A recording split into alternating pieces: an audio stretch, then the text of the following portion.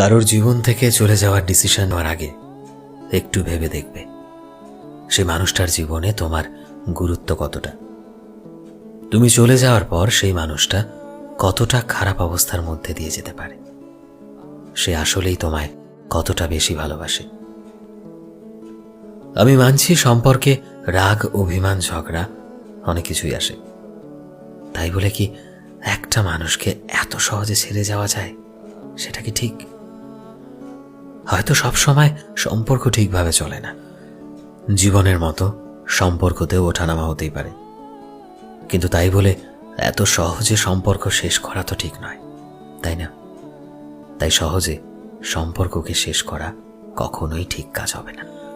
তুমি যখন তার সাথে সম্পর্ক শেষ করে তোমার সাথে তার যোগাযোগের সমস্ত উপায় বন্ধ করে দেবে, তখন মানুষটার কাছে আর উপায় থাকবে না তোমার সাথে যোগাযোগ করার।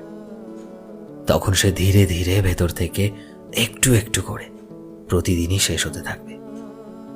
তাই জীবনে হুট করেই সম্পর্ক নষ্ট করার আগে একটু ভেবে দেখবে।